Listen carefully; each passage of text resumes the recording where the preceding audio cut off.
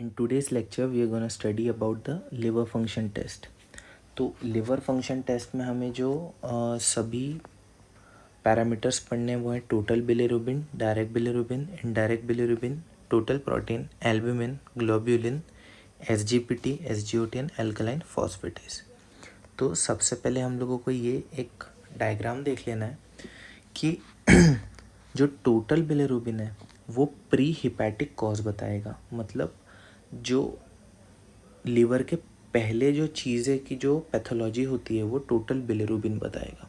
Just अभी समझ लो, you will get it as we move forward in the lecture.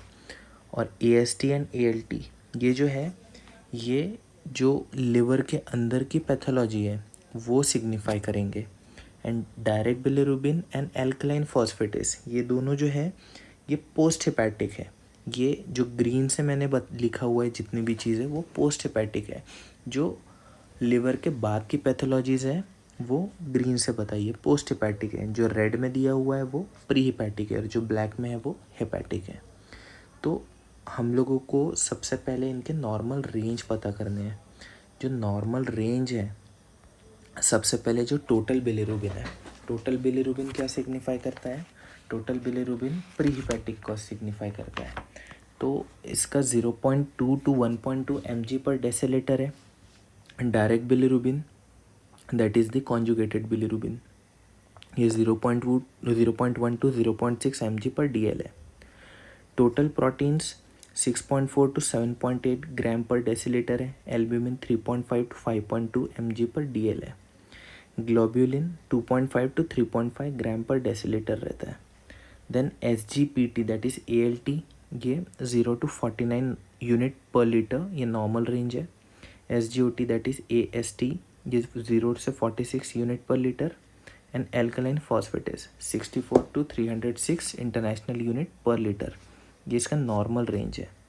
अभी हम लोग देखते हैं कि अगर सबसे पहले इसमें चार चीज़ें हो सकती हैं कि एक तो प्री हिपैटिक कॉजेज़ के कारण कोई डिसीज़ हो रहा है, या हिपैटिक कॉजेज़ के कारण, या फिर एक पूरा कंप्लीट डिसीज, एक कंप्लीट डिसऑर्डर के कारण हो रहा है।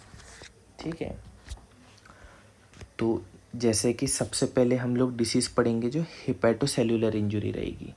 हिपैटोसेल्युलर इंजुरी में क्या रहेगा? AST बढ़ा रहेगा एंड ALT ऑब्वियसली बढ़ा रहेगा। क्यों? क्योंकि ये हिपैटिक एंजाइम्स है। अगर लीवर को कुछ हो रहा है तो AST एंड ALT जो रहेंगे वो रेज होंगे। ठीक है, और एल्कलाइन फॉस्फेटेस हो सकता है या नहीं भी हो सकता है अलॉन्ग विद डायरेक्ट बिलिरुबिन। क्यों? क्योंकि हिपैटोसेल्युलर इंजुरी है, पोस्ट हिपैटिक कॉज नहीं है। तो इस कारण से AST एंड ALT इंक्रीज रहेंगे, एल्फॉस रह सकता है। इसके बाद अगर ऑब्स्ट्रक्टिव पैथोलॉजी है, ऑब्स्ट्रक्टिव पैथोलॉजी यूजुअली क्या रहती है? पोस्ट हिपैटिक रहती है। तो इसमें एल्कलाइन फॉस्फेटेस और डायरेक्ट बिलिरुबिन इंक्रीज रहेंगे। ठीक है, और AST ALT में और मे नॉट बी इंक्रीज्ड, क्योंकि ये चार्ट में हमने देखा है कि AST एंड ALT ये हिपैटिक कॉज है, direct bilirubin and alkaline phosphatase जो है वो पोस्ट हिपैटिक कॉज है। तो इंट्रासेल्युलर हिपैटोसेल्युलर इंजरी जो होती है वो लिवर में होती है, तो AST ALT इंक्रीज होंगे। और ऑब्स्ट्रक्शन जो रहेगा वो कहाँ पे होगा? वो रहेगा गॉल ब्लैडर में। ये जो यहाँ पे गॉल ब्लैडर दिख रहा है आपको, जो थोड़ा सा प्रोमिनेंट, जो मैंने बड़ा एक ग्रीन कलर में बनाया है वो, तो अगर ये रहा सो एल्कलाइन फॉस्फेटेस और डायरेक्ट बिलिरुबिन बढ़ा रहा तो वो ऑब्स्ट्रक्टिव पैथोलॉजी होगी। ठीक है, फिर इसके बाद में अब कितना बड़ा रहेगा वो हम आगे देखेंगे। एल्कलाइन फॉस्फेटेस का नॉर्मल रेंज 64 से 306 इंटरनेशनल यूनिट पर लीटर था, तो 306 से ज़्यादा रहा तो डायरेक्ट बिलिरुबिन 0.1 से 0.6 रहता है, तो 0.6 से अगर ज़्यादा हुआ तो ऑब्स्ट्रक्टिव पैथोलॉजी हम लोग सस्पेक्ट करेंगे। AST ALT उसके साथ में इंक्रीज रह सकता है। अब jaundice, jaundice can be pre hepatic, intrahepatic and post hepatic. Pre hepatic रहा तो क्या इंक्रीज होगा?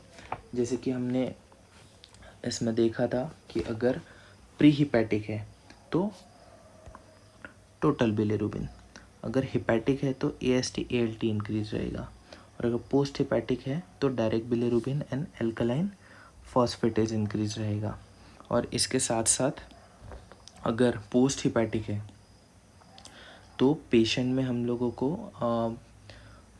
वाइटिश स्टूल देखने पर मिलता है पेशेंट में, और पेशेंट की जो यूरिन रहती है वो कुछ ज़्यादा ही डार्क येलो कलर्ड रहती है।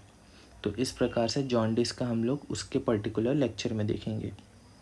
ये जस्ट एलएफटी का इंटरप्रिटेशन है। देन इनफिल्ट्रेटिव पैटर्न रहा। इनफिल्ट्रेटिव मतलब इनफिल्ट्रेशन हो गया है, दैट इज़ एल्कलाइन फॉस्फेटेज बढ़ा रहेगा। डायरेक्ट बिलीरुबिन बढ़ा रह सकता है या नहीं रह सकता है, क्यों? Direct bilirubin is conjugated bilirubin. Conjugation ज़्यादा हो सकता है या नॉर्मल रह सकता है, लेकिन जो एल्कलाइन फॉस्फेटेज है वो क्या वहाँ पे इनफिल्ट्रेशन बताता है। अगर दोनों इंक्रीज रहे तो वो ऑब्स्ट्रक्शन बताएगा, लेकिन सिर्फ एल्कलाइन फॉस्फेटेज इंक्रीज रहा तो दैट इंडिकेट्स इनफिल्ट्रेटिव पैटर्न। तो इस प्रकार से हम लोग 4 पैथोलॉजीज जो कि है हेपेटोसेल्युलर इंजरी, ऑब्स्ट्रक्शन, जॉन्डिस और इनफिल्ट्रेटिव पैटर्न, हम लोग इस चार्ट के थ्रू समझा सकते हैं। और इसके साथ साथ अभी हम लोग देखते हैं कि टोटल प्रोटीन और एल्ब्यूमिन। अगर एल्ब्यूमिन बहुत ज़्यादा डिक्रीज्ड है, ठीक है, एल्ब्यूमिन बहुत ज़्यादा डिक्रीज रहेगा, जो नॉर्मल वैल्यू हमने बताया था एल्ब्यूमिन का, दैट इज़ 3.5 to 5.2 mg/dl, तो 3.5 से कम रहा अगर, तो ओसिस की कंडीशन रह सकती है, मतलब सिरोसिस, नेफ्रोसिस और गैस्ट्रोसिस। ये 3 कंडीशन कब रहती है? जब एल्ब्यूमिन कम रहेगा एलएफटी में। अब टोटल प्रोटीन माइनस एल्ब्यूमिन हमको क्या देगा? प्रोटीन गैप देगा। तो प्रोटीन गैप अगर 4 से ज़्यादा रहा, सपोज टोटल प्रोटीन कितना है, यूजुअली 0.2 से 1.2 mg/dl रहता है, सपोज मान के चलते हैं वो 6 है, ठीक है, एंड डायरेक्ट बिलीरुबिन जो है और उसके बाद में एल्ब्यूमिन जो है वो 3.5 से 5.2 है, वो सिर्फ 2 है, तो 6 - 2 4 है, ठीक है, 4 है, या फिर हम लोग 1 ले लेते हैं, एल्ब्यूमिन अगर 1 ले ले तो 6 - 1 5। ये प्रोटीन गैप जो रहा ये 4 से ज़्यादा है, तो ऑटो इम्यून डिसीज़ हम सस्पेक्ट करेंगे, सेप्सिस करेंगे, HIV करेंगे, हेपेटाइटिस C करेंगे और मल्टीपल माइलोमा करेंगे। इसके बाद में AST एंड ALT। तो ALT रहता है सिर्फ और सिर्फ लीवर प्रोड्यूस करता है, और AST रहता है वो मसल्स भी कर सकती है, बाकी सब पार्ट्स भी करते हैं, लीवर भी करता है।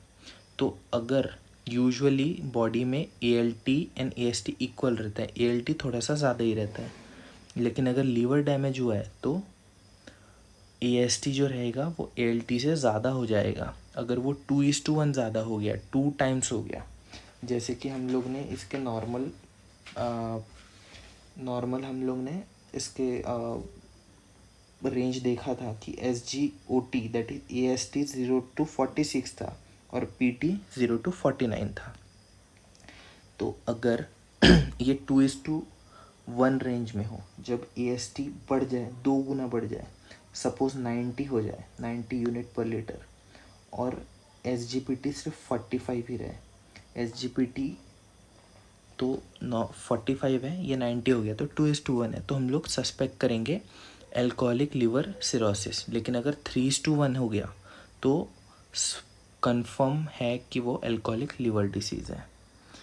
एल्कलाइन फॉस्फेटेज जो है, इसके साथ साथ हम लोग GGT भी देखते हैं, ठीक है। GGT इसलिए देखना पड़ता है, एल्कलाइन फॉस्फेटेज बूढ़े लोगों में बढ़ा रह सकता है, बिकॉज वो बोन डिसोसिएशन या बोन से भी रिलीज़ होता है, लेकिन GGT जो रहता है वो स्पेसिफिक रहता है बिलियरी ट्री से। तो हमको सस्पेक्ट अगर करने का है कि जो इन्फिल्ट्रेटिव पैटर्न ही है डिसीज़ का, एल्कलाइन फॉस्फेटेज को कंफर्म करना है कि वो लीवर ओरिजिन से ही आया है, तो हम लोग GGT भी देखते हैं। इसके साथ साथ अगर SGOT और PT 0 to 49, 0 to 46 इसका नॉर्मल रेंज रहता है, लेकिन अगर ये थाउजेंड्स में बढ़ गया है, 2000 है, 1000 है, तो हम लोग AI hepatitis, Budd Chiari syndrome, acute viral infection, shock, liver, ये सब हम लोग सस्पेक्ट करेंगे। इस वजह से हम लोग ने LFT को सिंप्लीफाई किया है।